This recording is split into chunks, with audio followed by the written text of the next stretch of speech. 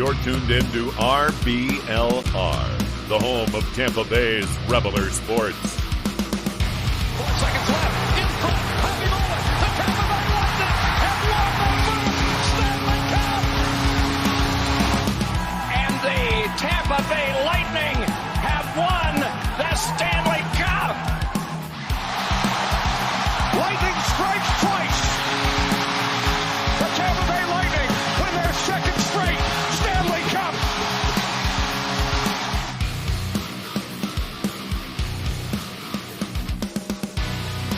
Hello, everybody, and welcome back to RBLR Lightning, a live edition. Bring it to you today. As always, my name is Jake Ricker. Alongside me, as always, is Matt Gannon and Jose Mataro, and we're joined by Alexa Carlton today. So, guys, welcome back to the show. We got an action-packed episode for you today. By the way, if you're here live, welcome and joining us. And if you missed this live, be sure to follow us on social media at RBLR Sports.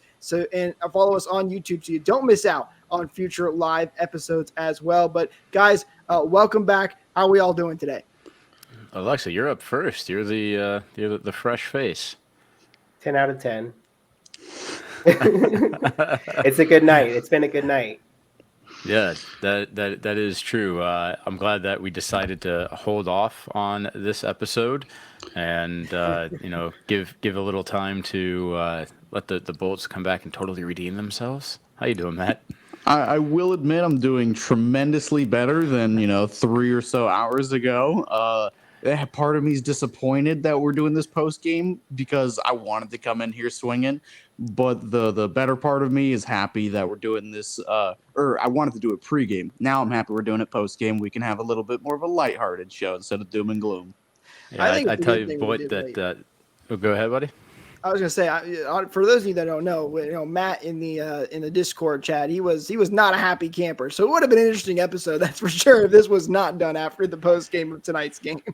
Yeah, I was kind of loathing, doing it with all the losses. I'd mentioned last show that I was going to Vegas, so I got to spend some time out there, had some fun, as much fun as I was having. I know that all Bolts fans weren't, but I also didn't get to see 100% of the games, and definitely didn't put any money on any of them. So that's always a good thing. Hey, at least you're continuing my theme of perfect timing, missing the bad parts of games. Yeah, you rubbed off on me. I did go to T-Mobile Arena though. I got to see. I watched about half of the Golden Knights play against the who the heck did they play? The Capitals. And it was always neat going to an away venue to check out a hockey game. It's always going to be a familiar experience, right? Because the formatting's pretty similar in all the places, but they put their own spin on things, and it's cool to see.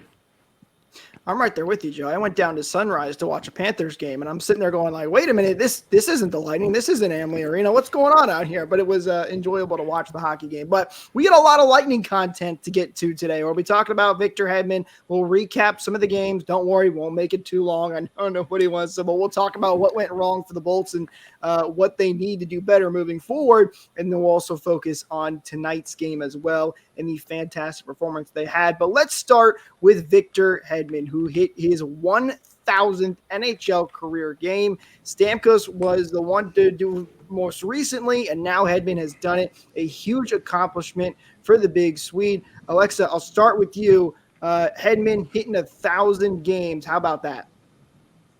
Yeah, super exciting. I mean, he's been around just not quite as long as Stamkos, and Stamkos hitting that milestone last year was really exciting. The ceremony was really good. Hedman's kids are super cute, and the older one didn't want the silver hockey stick apparently. That was kind of funny, but it's super exciting. I'm super happy for him, and it's a great milestone.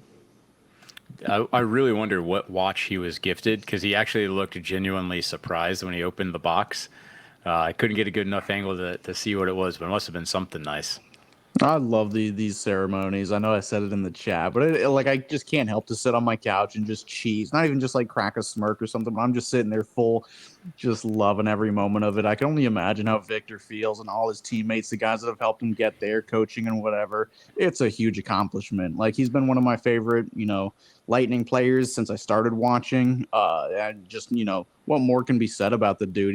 I still maintain he's one of the best defensemen in the league. You can argue that. I won't listen, but still, just what an accomplishment. 1,000 games is no easy feat. As I'm saying, tonight he had an amazing play to break up a 2-on-0 that was going to go the other way. I mean, he still has it. He's getting himself into great positions. And they're saying during the broadcast of that, correct me, is it 2007 draft class? Is that accurate? Oh, Or is it 9 8? for Hedman. Oh, jeez. Yeah. Man, all right, so 09. So first overall was Tavares. Second, obviously, was Hetty, and then Duchesne being the third overall. And they emphasize, Hedman's the only one to do it all with one team. Kind of missed out the 2 cups that, I think is also an important annotation to it. I don't know. I think they fit in the cups and the Conn Smythe and the Norris and all the nominations. I don't know. I think, they can say it a couple more times. I won't complain, but I unfortunately missed the pregame ceremony, which I'm mad about because, Bally, fantastic job that they do. When you click watch live on their app, it actually takes you to like 30 minutes before the pregame even started. So halfway through it, I realized, this is way off and I missed the whole thing. But I saw it on Twitter in the pictures, and the Lightning, as always, do such a fantastic job. They really, really do a bang up job with all of that and giving the kids stuff too as well. So I've always loved that. Hedman was fantastic tonight, as you mentioned, Joe. And, he's had his ups and downs, especially this year. There's been a couple of moments, but the advanced analytics community also was putting out some stuff showing that. And I know the hockey guy, who I know a lot of people will enjoy watching, was talking about this. Hedman is consistently like one of the best defensive defensemen of all time. I mean, he is no doubt up there. Dave Andreychuk mentioned, he said, Dave Andreychuk said, probably a Hall of Famer. He's definitely a Hall of Famer. You look at his career and you look at the awards that he's won and everything he's done. It is nothing short of amazing what Victor Hedman has been able to do. Let's do this, a little bit of fun here, I think. Let's see if we can go through some of our favorite Victor Hedman moments, if you guys can remember any. Who wants to go first? Everybody got one? I got one off the top of my head. Go, Joe. Kind of put us all on the spot, but we'll roll with it here. One of my favorite ones, I believe it was a playoff game, and Victor Hedman got the puck behind our own goal line, and I remember it was when they'd sometimes put up the speeds that they'd show how fast a pass and how fast a shot is, and he took a slap shot, send it all the way to the far blue line where Callahan grabbed it.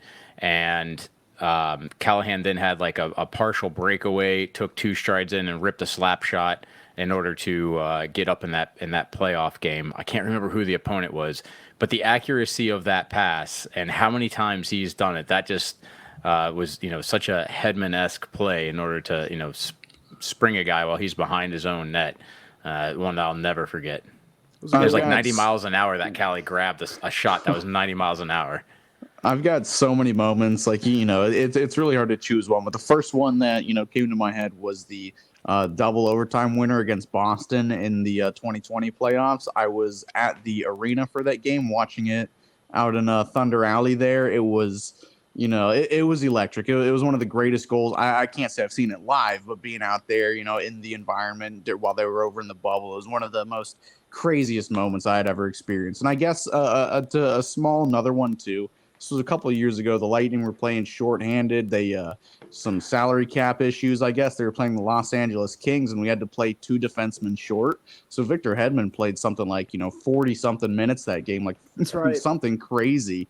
And he said, it was fun. Like, we steamrolled the Kings that game, and he said it was fun. I got to play a lot, and everybody was playing well. It was fun playing 2 defensemen short. So there's just so many to choose from, but those are the 2 that stuck out to me. I don't have a specific moment, but other than, over the years, but recently there was a play that Hedman made. I think it was in the last few games where he hit the puck out of the air to keep it in the blue line. And it's just like those basic fundamentals. It's not just the scoring and the assists and all that. It's just like, the basic hockey play that like he's just been so solid and steady in there. He's been one of the core, part of the team that they've been able to build around because he's so solid. I'd say that's probably my favorite play that he's had this season. I'm assuming you're talking about the keep with 15 seconds left against Boston that he put it down low and Yes, then Kucherov passed across to Stamkos. Oof, I think that's probably my favorite play of the season for sure. I guess if I had to throw one more moment in there when him and Erik Karlsson teamed up for the All-Star weekend dressed up as Pirates, that's another all-timer right there. It's not on the ice, but it's just an all-time moment. Matt just taking all the great moments before I get to say mine, but it's okay, Matt. I'll forgive you. No, all of those are fantastic moments. I'm going to go with the one where he scored a great goal against Winnipeg. I believe it was in 2021. It was kind of a fake slap shot, and then he kind of hold it for a second, and then he went through with the full slap shot. And we all know Hedman's shot now, how powerful it can be. But that just quick little fake it. No, I'm just kidding. I'm really going to shoot it. And he scored on that against Winnipeg. That was one of my favorite goals from Victor Hedman. And not to mention, this is kind of a whole entirety of a playoffs, but he won the Conn Smythe as well. And that picture of him holding both the Stanley Cup and the Conn Smythe was a pretty cool trophy, or pretty cool picture and moment for him as well. But a big congratulations to Victor Hedman for hitting 1,000 games played. Amazing accomplishment.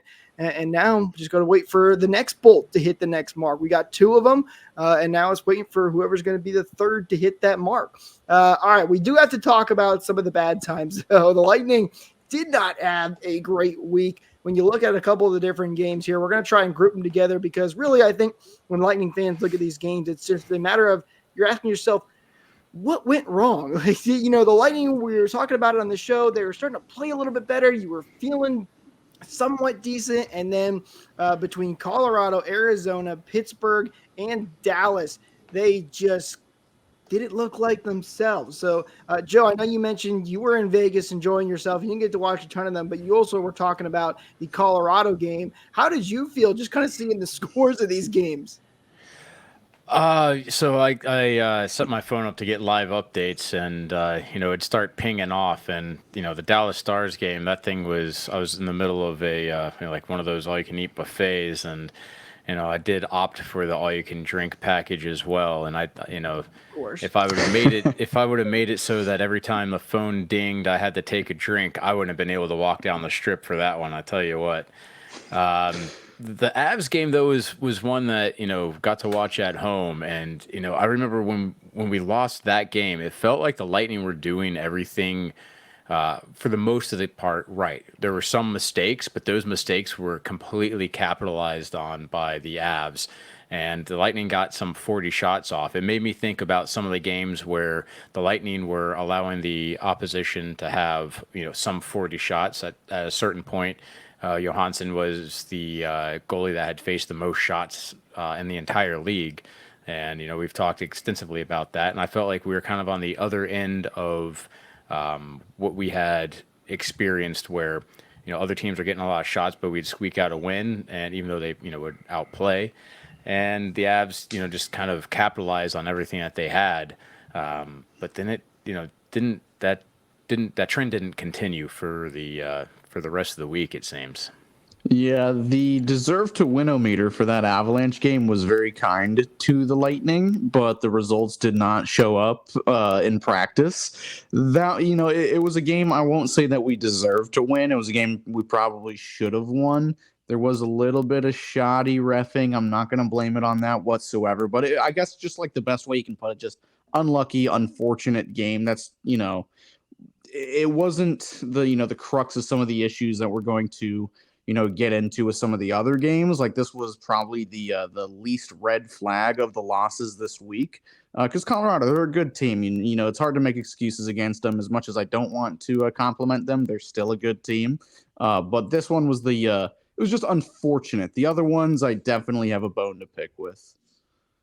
Yeah, I was at the Avs game, and that was definitely it was tough. It was tough to be there, but it's still great to being here in Denver. I get to see the Bolts once a year, so it's still good to see them. But yeah, I mean, it wasn't just luck. I mean, it was a matter of capitalizing on opportunities too. But luck was absolutely a factor in that game. That cannot be denied because there were a couple shots that just bounced off of Georgiev's face mask, like literally not even like any sort of miraculous save that he made. It's just bad puck luck, and that really definitely played a huge factor in that game.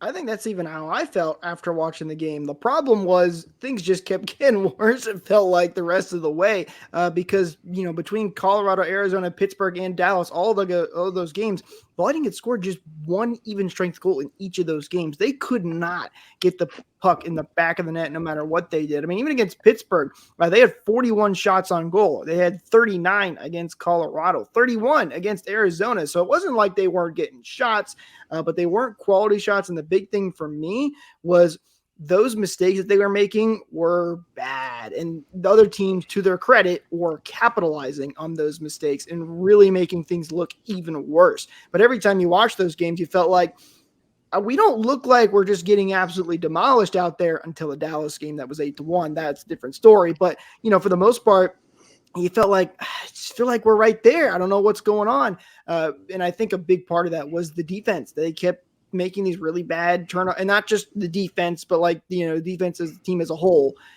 They could not stop making mistakes, and other teams were making them pay for it. With this Arizona game, I kind of get the same feeling I did, and it's, similar to the Avalanche game where I thought we were the better team, maybe not to the same degree, but just, I don't know. I guess to sum up the Arizona game is, shots quality over quantity. The Lightning, outshot them by a good bit. They led, most of the game in in offensive zone time, but, Arizona just capitalizing on their chances. And I remember last Monday, I said, we have no excuse to lose to Arizona.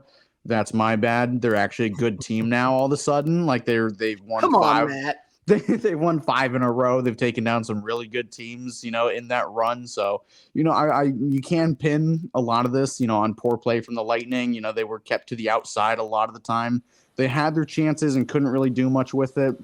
This was a little bit darker red of a flag for me, but still not a crazy pull your hair out type of game. One I think we should have won, but also probably didn't deserve to. It might be the correct result we ended up with. One thing I'm also seeing with a lot of these games, and it's for all 4 of the ones that were last week, is that Lightning don't have more blocked shots than the other team.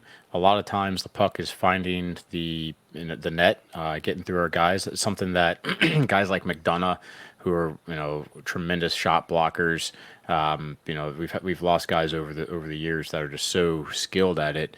If you look at that Arizona game, there was 24 blocked shots by the Coyotes. That's a lot of attempts for the Lightning that just never made it to the front of the net. And remembering some of the highlights throughout the week, I know there was a couple of times that either Vasi or JoJo got beat, where it just looked like the seas completely parted and the puck found its way to them, and you can't pick it up when the shot's released and it's going that fast in time to compensate for it. So block shots definitely, I think, has been a part of the goalies not being able to see the shot because they're screened, and the Lightning not picking up on shots being taken and helping them out. And it's funny you mentioned the block shots because, and we'll get to this more when we start to recap the game, the Lightning, Perbix, I think, alone had like 5 block shots in this last night's game. So clearly they heard that message and started to correct that. But it's just a lot of little things that went wrong. It was frustrating. Matt, you mentioned Arizona being a good team. They're up 6-0, by the way, over the Washington Capitals. So they're still playing extremely well. But, that's the Lightning always play the Coyotes kind of weird too. But it's the NHL. Anybody can beat anybody. You just really never know.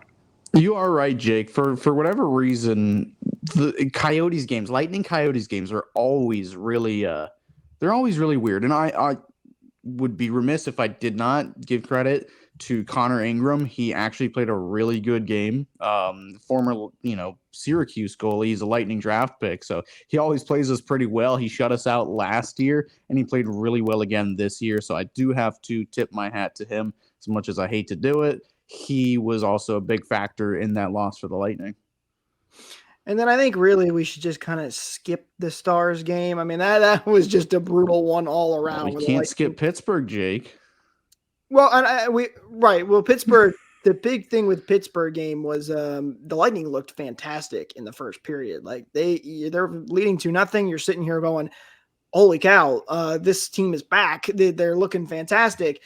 And then the other two periods happened and everything fell apart. And a goalie goal was scored. And it was not Andrei Vasilevsky scoring the goalie goal. It was Pittsburgh and Tristan Jarry. So that was, a frustrating one because that highlight's being thrown all over the place, of course, because it's a goalie goal.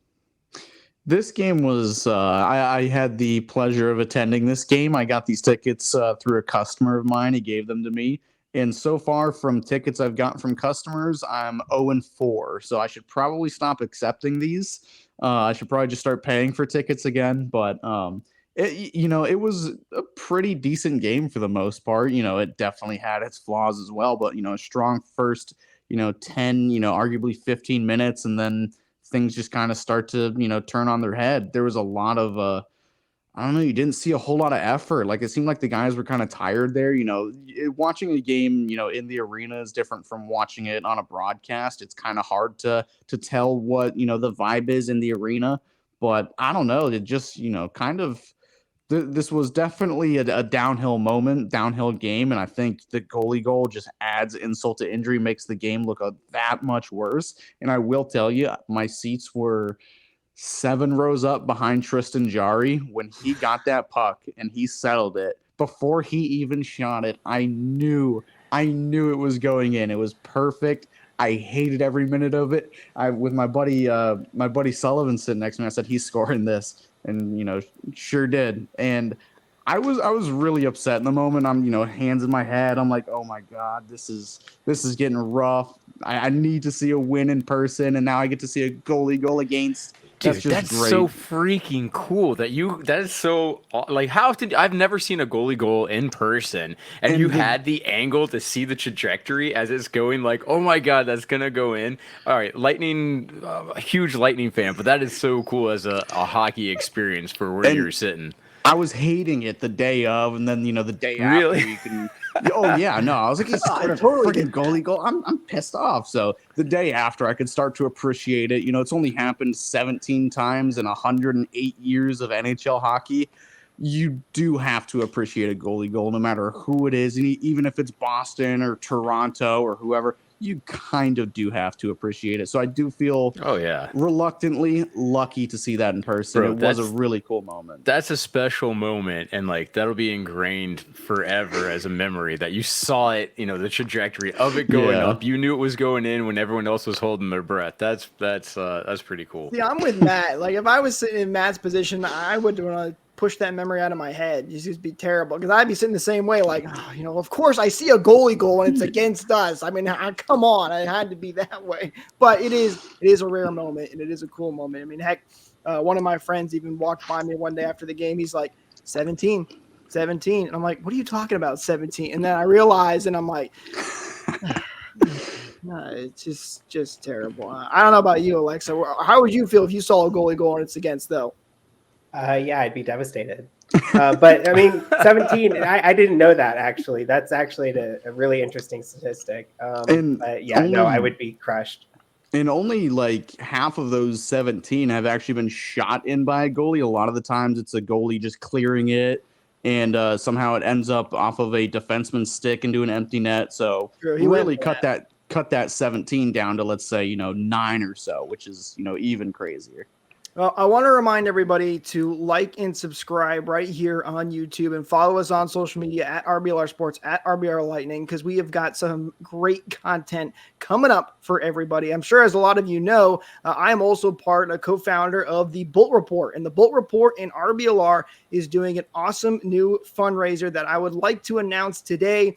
It's a ugly sweater kind of themed t-shirt, which is going on sale for $28.99, and 100% of the profits will be donated to Toys for Tots right here in the Tampa Bay area. Shop.rblrsports.com. You can head over there and check them out. You see some previews over there on the right side. I think there's some awesome t-shirts, and they're going to a great cause. And you're going to want to follow at @BoltReport_TV, because we will be doing some giveaways throughout the month of December as well. We'll be announcing that tomorrow, so be sure you're following so you don't miss out on the giveaway of some of these t-shirts. Again, all of the profits are going to Toys for Tots, so it's a great cause all through the month of December right here for the holidays as well. So it's perfect timing for all that.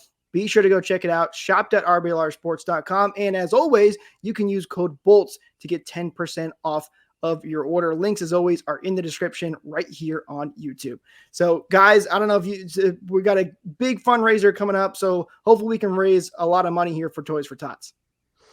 Those are great designs. I think I might have to pick one up myself. I didn't know we had those in the oven, so great design. I'm going to have to get one. All right, let's go to. I was gonna say those remind me real quick of the joke jersey a little bit that the Lightning had all those years ago. That I still love, hold near and dear. Those are pretty cool. The palm tree, of course, you can never forget the palm tree jerseys. They should still release those as some third jerseys one year. It would be a lot of fun. But shop.RBLR Sports if you want to go check out those for the fundraiser. All right, let's get to the good stuff. All right, let's talk about the Lightning and the Dallas Stars tonight. This is, again, a live recording that we're doing. If you don't want to miss out on future live shows, be sure to subscribe right here to the YouTube channel. But Hedman's 1000th game that we talked about earlier, and this really, guys, I don't know about you, but it felt like to me it was just a thing. It felt so good. There were some mistakes in this game. It wasn't a perfect game by any means, but just because of everything that happened that we just talked about, it felt so good to get this win, and they looked very solid overall. I mean, Kucherov continuing his magician-like ability, scoring goals out there. Hedman played a solid game, as you kind of mentioned. I don't want to go through everything, but just felt like a great game overall. Matt, I'll start with you this time. How'd you feel watching the Lightning get revenge on the Dallas Stars? Well, Jake, it's abundantly obvious you don't want to talk about that 8-1 game, and I'm fine with that. If we want to circle back to it, we can, but I guess we'll stay on topic with this game. No, this was, as good of a bounce back as it gets, especially for Vasilevsky getting the shutout, especially after getting shelled in the last game. So I was, ready to hit the panic button on Vasilevsky. I was thinking the same thing everybody else was thinking. Maybe he came back a little too early. He's not ready. Maybe it was just another, maybe they're 2 in a million games, like with the Carolina game. So I'm hoping that's what it is, because it was just a much, much better effort tonight, and it definitely should have been, or else these guys were getting bag skated for hours. Everybody looked good. There was really only, the only couple of mistakes I saw were really towards the end of the game, just in the third period. First period was pretty good. Second period, it seemed like they've kind of locked Dallas down. And that third period, yeah, there were some mistakes, but again, as complete as a game as you really get from top to bottom. Everybody was involved, from Nikita Kucherov to Austin Watson. It's really, again, just as good of a bounce back as you can really ask for from everybody involved. I just checked the stats for the game, and you can tell the whole game that they were playing with, a lot more determination and just put a lot more pressure. They actually shot blocked the exactly what I was saying they're lacking from the previous week. That's watching our podcast is familiar with or actively watches Spit and Chicklets, and Alex Killorn was just recently on there. For the previous, I guess, unmentionable Dallas game where Vasi gave up 8. And one of the things that they were talking about was how Killorn was saying that Vasi does kind of whatever he wants to do. And one of those things is not leaving his crease, even though he's getting absolutely shellacked. Obviously, he gave it up in the third period there. I just thought it was kind of apropos that Killorn was talking about it. And then it definitely seemed like Vasi was on a mission, because, you'll hear me say it 1,000 times. In order to win a Stanley Cup, your goaltender has to make all the saves he's supposed to, and a few he's not. And that is the Vasilevsky that we got tonight. Yeah, he had a I'm glad couple that that's Vasilevsky that showed up too. Sorry, Matt. No, you. The defense was still, there were still some shaky moments from the defense, and I think that having that Vasilevsky be who showed up tonight was absolutely crucial. But also, getting some offensive production from some of the the guys on the second, third, fourth lines. Glendening got a goal. Cirelli got two. Cirelli's been a little quiet this season, so seeing him, and he's one of my favorite players personally. So seeing him, get a couple goals too was a huge thing in this game, and it made a big difference. So it really was a complete effort from top to bottom. Because I think that's where the issues kind of start, from this last week. 'Cause there's been a bit of a disconnect that I've noticed. Like, I'm not going to say not everybody's bought in, but it kind of, like we were saying towards the start of the season, there's still a lot of new faces, new systems to learn. Like, there's just been a bit of a disconnect between, even forward lines or forwards and defensemen, covering for each other. And this game was the antithesis of the last four games. Everybody was clicking, whether, be it forwards and a defenseman or everybody on one line or a D pairing. Everybody was, kind of on the same page for the most part. Again, it wasn't a flawless game, but again, as good as it can be. And I'm glad you brought up Luke Glendening. Did I tell you guys or not that he was just amazing? I don't know if you guys think the same thing. I get, lovey-dovey with some of these players, especially some of these, meat and potatoes, blue-collar kind of guys. I love Luke Glendening, and he's already surpassed his goal total from last year, scoring against your former team. I think he only played a couple seasons with Dallas, but that always feels really good. Really love him. I hope you guys share the same sentiment about Luke. He only has one one goal. Yeah, he only has one goal less than Sorelli right now. Actually, they're tied, I think. Because that was his fourth, and that was Sorelli's. Oh, no, Sorelli has 5 now. Well, I think we're losing Joe a little bit, unfortunately. But Matt, I remember when we first talked about Luke Glendening when he joined the team early in the offseason. I remember you talking about how much you loved him. I'm right there with you. He's like one of those guys that he's really good in the faceoff circle, which is something the Lightning have struggled with for a while now. He's been great there, and he's scoring some. I mean, that was an awesome goal he scored today on the falling down on the backhand. It was a fantastic shot. So great job by Luke Glendening. He's been a fantastic player. And one other person I do want to shout out as well, maybe not this week, but I kind of forgot to last week, is Cole Koepke. In some of the games he was playing, he was very, very noticeable. So I did do a disservice of not, giving him at least a shout out, for playing, 10 or so minutes a night, being on the fourth line. You're not going to get many shifts, especially not many easy shifts. He got a couple of points, I want to say 2 or 3 assists in, a handful of games. He's been kind of rotating in and out with ABB, but he has been noticeable, way more noticeable than Marilla, the first half of this season. So nothing against Marilla, but Koepke, he's made a bit, a good impact when he's been in the lineup. We need to talk about Andre Vasilevsky as well, because there were some, and this happens. Listen, you go in slumps, fans are going to get frustrated, especially all the success that the Lightning have had over the years. You get that taste and you just want more. But there were some interesting comments about Andre Vasilevsky and saying, this guy, he doesn't look good. He's got the same numbers as Johansson right now, but what a way to respond for Andre Vasilevsky. I mean, he was making some amazing saves tonight. I think, Alexa, you mentioned it, the defense wasn't perfect tonight, but he came up in such a big way. It was so impressive. I'm already ready to give him the first star of the week for next week's episode.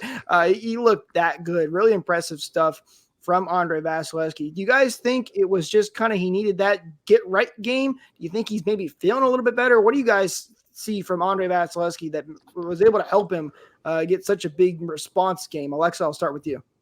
Yeah, I mean, he didn't get a preseason. So, True. Considering that, I mean, he's practiced with the team and everything, but he's just now this is his 4th game. So, I mean, I think it takes a little time, like not just recovering from surgery, but also kind of getting back in the groove. And a lot of being a goalie is very mental too. So, getting that focus and, being in the zone. I mean, it takes a little time to click sometimes. And I very much hope that this was a get right game for him. We'll see what happens, but I'm pretty hopeful. I I think he's back, honestly. Just like a, I don't know. I think he gets stronger the harder he gets tested. So he had a couple of I'm not gonna call them easy games. The Colorado game wasn't easy or anything. That Dallas game for sure wasn't easy. But when you get shelled like that, you get angry. And Vasilevsky is one of the he takes care of himself. He knows his game. He knows where it should be. He's one of the best prepared players in the league. I think Killorn was saying that on the podcast. He's one of the guys first to the rink. We have to drag him off the ice. He's one of the guys that just wants to be there, wants to be practicing, and just cares about his game more than most any other goaltender or skater in the league. So you just got to get warmed up. So one bad game, turn into the Hulk, get mad, respond great with a shutout, a really good shutout. I think you just had to get him a little mad. Is my connection strong enough to hear? I thought it was going to work, and then we lost him as soon as he started to go. Well, the good news is Andre Vasilevsky is making more saves than Joe's Wi-Fi is doing that all day now. So Yeah, it's all right. Well, let's now. look ahead. Joe, it's nothing against you. I had to throw it in there.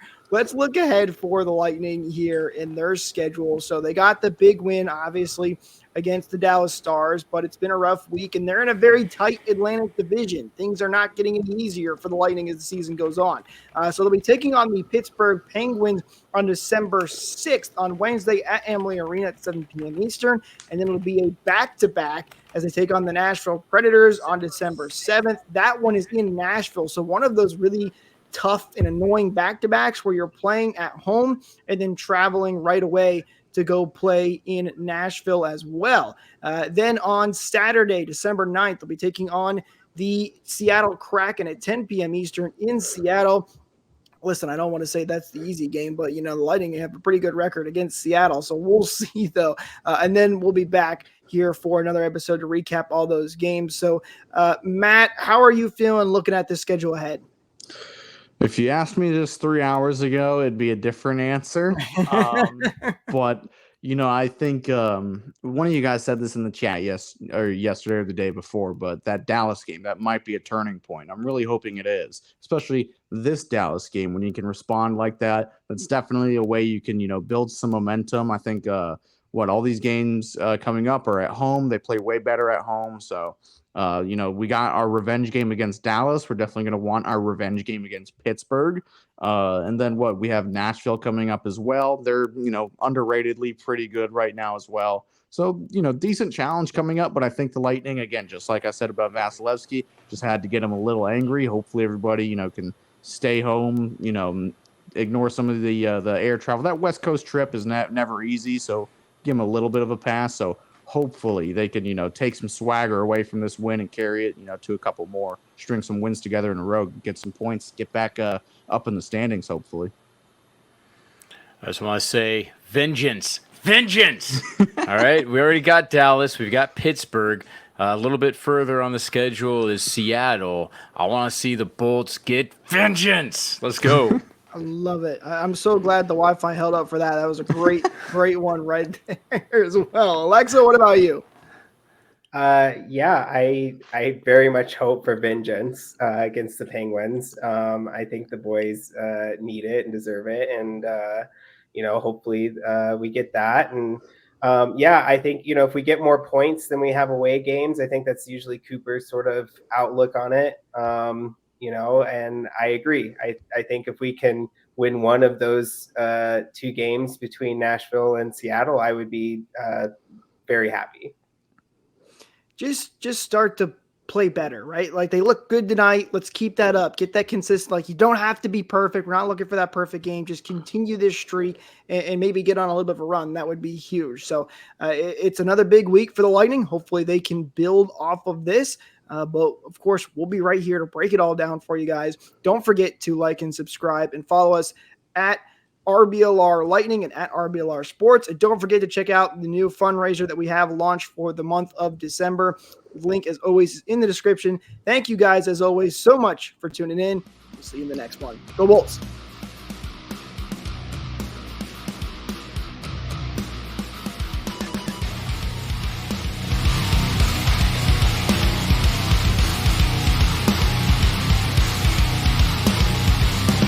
Thank you for tuning into this presentation by RBLR Sports. On your way out of the stadium, please remember to like and subscribe.